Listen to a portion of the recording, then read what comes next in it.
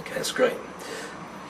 We're looking at NLP sales, and I'm joined by Darish Saudi. I want to look now at networking effectively.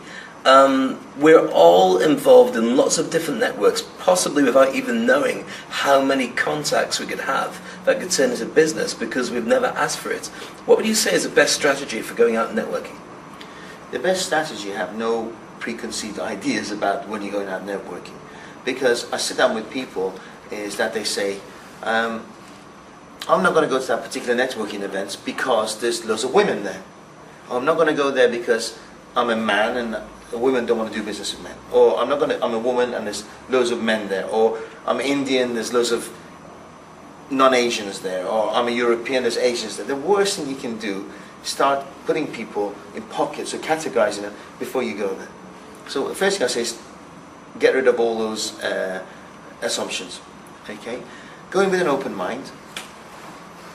When you network with people, make sure you tell them you're there to do business. Okay?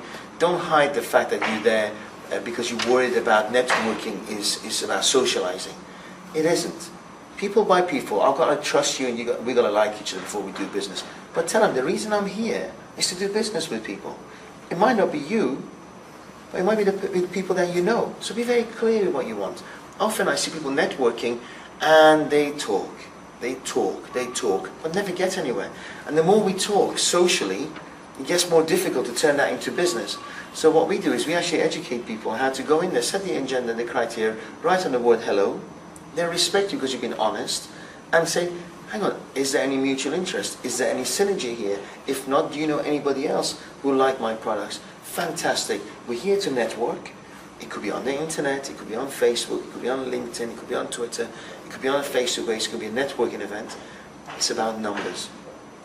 Touch base with them, make an appointment to see them, make a business appointment to see them, and then next, and next, and next. It's about numbers. I've been to networking events where there's 100 people there, and my client spent all evening talking to 2 people. So I just pull them aside and I say, hang on, instead of just focusing on 2 people, you just spent 3 hours there. If you focused 3 hours selling, was that a waste of your time, or was it proactive? Or was it productive of your time? They say, actually, you know what, you're right. I should have gone and spoke to 40 in the room instead of just focusing on 2. So I say, take the numbers, make the appointment, and see them again.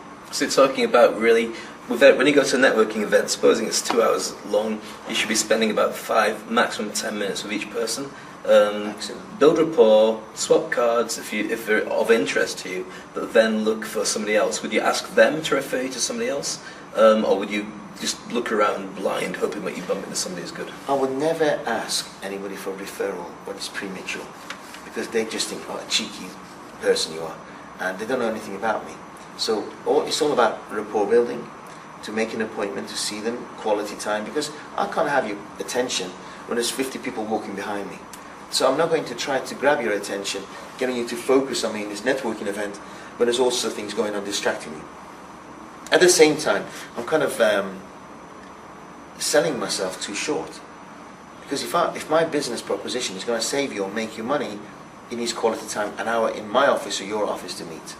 So, so what I say to them is 2 minutes, build hello, goodbye, next, and tell them that you're here to network. They respect you.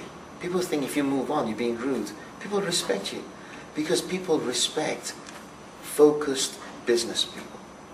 Okay? If you lack focus, you think you're being friendly, but they're thinking this guy's wishy-washy. This lady has got no commitment.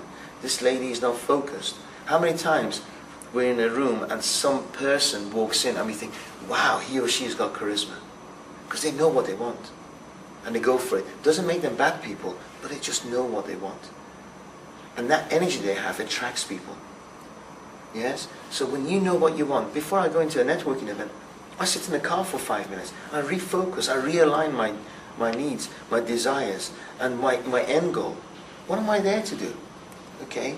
Am I there to collect loads of ladies' telephone numbers? Am I there to make loads of connections with men? Am I there to do business? Whatever it is you do, align yourself so you don't get sidetracked. Okay? Speaker goes down. I spent 5 hours trying to fix the speaker when I'm there to network. I'm there to love buy, or am I there to do business? Okay? But it doesn't have to be ruthless either, because you're just being yourself. And when you're yourself, it lasts. Okay? Because if you're pretending to somebody else, people know, people are smart, and your energy doesn't come right. It's often useful with events to go with somebody who has an interest in the same as you, so they can go off one direction, you can go for another direction, and you can always refer across. I know somebody would be great for you, I'll bring them over, because that would allow that closing to happen a lot faster. Do you think? Absolutely. There are people out there, I think you've done these referral courses, or courses on referral marketing, where you very quickly realize the type of people they are. Are they going to create referrals for you? Are they going to take your number and never call you? So yes, there are people out there. I know you and I are both creators of leads and referrals for people. We'll go out of our way to make the connection and call them proactively, knowing it's unconditional, at the same time knowing the universe will pay us back. So the more we give, the more we create, the more the universe will give back to us. Absolutely.